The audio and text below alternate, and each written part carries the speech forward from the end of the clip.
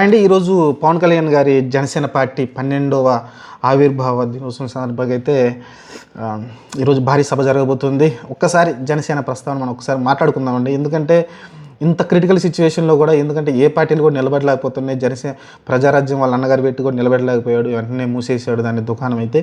ఆ తర్వాత పవన్ కళ్యాణ్ 2014లో పార్టీ పెట్టారు. పార్టీ పెట్టిన తర్వాత ఆయన పోటీ కూడా చేయలేదు. మన అందరికీ తెలిసిందే. ఆ రోజు చాలా ఆవేశంగా వచ్చి ఆవిర్భావ అంటే ఆ రోజు పార్టీ పెట్టిన రోజున చాలా ఆవేశంగా మాట్లాడి చాలా విషయాలు చెప్పుకొచ్చాడు.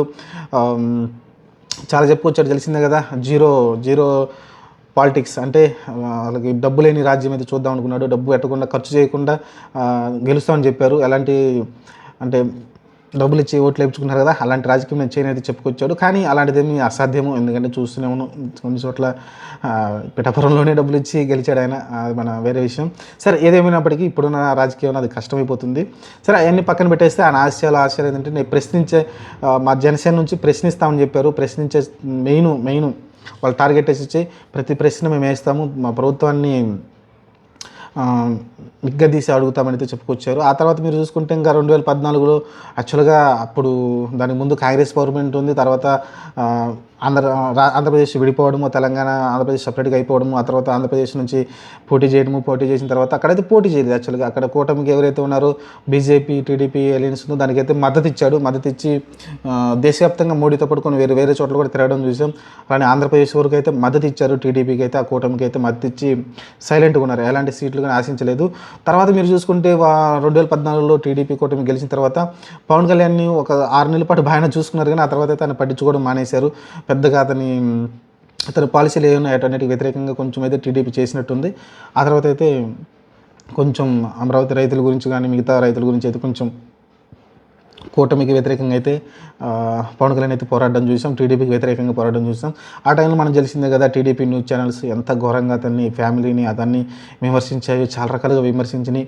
ఆ తర్వాత మీరు చూసుకుంటే గట్టిగానే పోరాడుతూ వచ్చిండు. ఆ తర్వాత మీరు చూసుకుంటే సేమ్ ఇదే ప్యాకేజ్ విషయంలో కూడా అప్పుడు ప్రత్యేక హోదా కాకుండా ప్యాకేజ్ తీసుకున్న దాని విషయం పైన కూడా ఆయన గట్టిగానే ప్రస్తావించాడు టీడీపీని అయితే. కానీ ఓవరాల్గా అయితే ఇంకా ఆ తర్వాత మీరు చూసుకుంటే 2019 ఎలక్షన్లో పోటీ చేశారు. ఆయన 2 చోట్ల పోటీ చేశారు. గాజువాక అలానే భీమవరం 2 చోట్ల అయితే ఆయన దారుణంగా పరాజయం కావడం. ఆ తర్వాత ఒక్క సీటు గెలిచారు. అది కూడా రాజోలు అనుకుంటా. రాజోలులోంచి రాపాక వరప్రసాద్ గారు అయితే గెలవడం చూసాం. ఆయన కూడా తర్వాత జనసేన నాకు సరైన మర్యాద ఇవ్వట్లేదు, నాకు సరైన గౌరవం ఇవ్వట్లేదని ఆయన అయితే మళ్ళీ మన జగన్మోహన్ రెడ్డి పార్టీ వైసీపీకి అయితే మద్దతుగా ఉండిపోయాడు.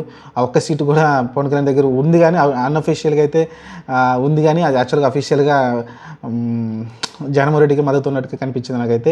సరే, ఓవరాల్గా అయితే అన్ని కష్టాలు పడ్డాడు. 2019 ఎలక్షన్లో పోటీ చేశాడు. మళ్ళీ పోటీ చేస్తే తెలిసిందే కదా, ఒక సీటుతో అయిపోయాడు. ఆ తర్వాత చాలా ఇబ్బందులు ఎదుర్కొన్నాడు.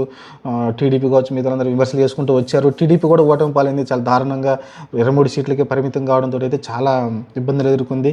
దాంతో ఇంక టీడీపీ కూడా గ్రహించింది ఖచ్చితంగా పవన్ కళ్యాణ్ మనకు తోడు ఉండాల్సిందే, పవన్ కళ్యాణ్ తోటి కలిసి వెళ్ళాల్సిన అవసరం అయితే టీడీపీ కూడా ఏర్పడింది.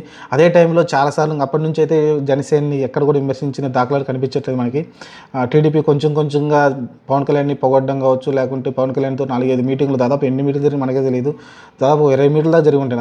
4-5 కూడా కాదు, 20 మీటింగ్ల దాకా జరిగి ఉంటాయి చంద్రబాబు నాయుడు పవన్ కళ్యాణ్ మీటింగ్లు అయితే, పొత్తుల కోసం అయితే. ఫైనల్ ఓవరాల్గా అయితే ఎప్పుడైతే మన చంద్రబాబు నాయుడు గారు స్కిల్ డెవలప్మెంట్ కేసులో అరెస్ట్ అయ్యి జైల్లో ఉన్నప్పుడైతే అప్పుడు వెళ్ళి చంద్రబాబు నాయుడు కలిసి వచ్చిన ఇమ్మీడియట్గా అయితే వాళ్ళు పొత్తు పెట్టుకుంటామని అయితే క్లియర్ చెప్పాడు. అలానే బీజేపీ మరి ఏంటి పరిస్థితి అంటే, బీజేపీ నేను తీసుకొస్తాను, పొత్తులో కలుపుకుంటాం, ప్రభుత్వ వ్యతిరేక ఓటును అయితే చీలనివ్వకుండా ఉంటామని అయితే చెప్పుకొచ్చాడు.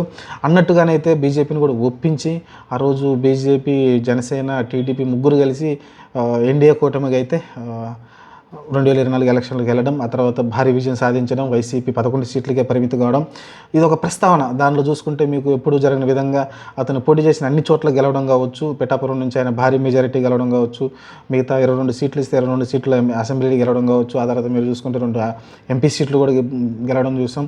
ఓవరాల్ చూసుకుంటే 100% స్ట్రైక్ రేట్ తోటి అయితే ఒక చరిత్ర సృష్టించాడు పవన్ కళ్యాణ్ అయితే. అలానే ఒక పక్కన టీడీపీ కూడా మంచి విజయం సాధించింది, అటు పక్కన బీజేపీకి కూడా మంచి సీట్లు రాబట్టింది, ఎంపీలు కావచ్చు, ఎమ్మెల్యే కావచ్చు. ఓవరాల్ చూసుకుంటే 11 సీట్లకే మీరు వైసీపీని కరెక్ట్ చేశారంటే దానిలో కీ రోల్ ఖచ్చితంగా పవన్ కళ్యాణ్ అనేది వాళ్ళైతే భావించారు. అందుకని అతనికైతే మంత్రి పదవులు కూడా అతను కోరుకున్నట్టుగానే కొన్ని మంచి పదవులు ఇవ్వడం చూసాం. దాదాపు 3-4 శాఖలు అయితే అతని దగ్గర ఉన్నాయి ప్రస్తుతానికైతే. అలా అయితే ఆయన ప్రస్తావన బయటకు వచ్చిందండి. ఓవరాల్ చూసుకుంటే ఈరోజు చాలా చాలా స్ట్రాంగ్ పార్టీగా అయితే మన ఆంధ్రప్రదేశ్లో అయితే ఎదుగుతూ ఉంది జనసేన అయితే. ఈరోజు 12వ ఆవిర్భావ సందర్భంగా ఈరోజు పవన్ కళ్యాణ్ మరి ఏం మాట్లాడతారో చూడాలి. ప్రస్తుతానికైతే all the best to Janasena. ఎందుకంటే రేపొద్దున మళ్ళీ టీడీపీతో గొడవలు ఆయన సపరేట్గా వెళ్ళినప్పటికీ ఆయన ఇంతకుముందు కంటే చాలా సహనంతో ఉన్నాడు. యాక్చువల్గా ఇంత సహనంతో వేరే వాళ్ళు ఉంటారో నాకు తెలియదు, కానీ చాలామంది భయపడతారు, మధ్యలో వదిలేసి వెళ్ళిపోతూ ఉంటారు. వాళ్ళ ఎగ్జాంపుల్ చిరంజీవే. అంత సైలెంట్గా ఉండే వ్యక్తే, సహనంతో ఉండే వ్యక్తే మూసేసుకుని వెళ్ళిపోయాడు. ఇతను అగ్రెసివ్గా ఉండి అయినప్పటికీ ఒక మునిలాగా అయితే 2014 ఎలక్షన్ అప్పుడు 5 సంవత్సరాలు సైలెంట్ కూర్చొని ఆ తర్వాత 2019లో ఒక్క సీటుతో గెలిచి అవమానాలు పడి దాదాపు 10 సంవత్సరాలు వేస్ట్ అయినట్టే కదా. 10 సంవత్సరాలు వేస్ట్ అయినప్పటికీ మళ్ళీ 11వ సంవత్సరంలో మళ్ళీ కూటమిగా ఏర్పడి మళ్ళీ 11వ సంవత్సరంలో విజయం సాధించడం అంటే మామూలు విషయం కదండి. అంత ఓపిక 10 సంవత్సరాల పాటు ఆ పార్టీని నడపడము, కార్యకర్తలని సముదాయించడం అంత ఈజీ విషయం కాదు. చాలా స్ట్రాంగ్గా నిలబడ్డాడు పవన్ కళ్యాణ్ అయితే. స్ట్రాంగ్గా నిలబడ్డందుకు అయితే ఈరోజు ఫలితం దక్కింది. ఒక మంచి విజయం దక్కింది. ఈరోజు మరి ఆవిర్భావ సందర్భంగా మరి ఆయన ఏం మాట్లాడతారో చూద్దాం. చూసినాక మళ్ళీ వీడియో చేసుకుందాం. మనమైతే ప్రస్తుతానికైతే all the best Pawan Kalyan, Janasena పార్టీకి. ఫ్యూచర్లో ఇంకా మంచి విజయాలు సాధించాలని అయితే కోరుకుందాం.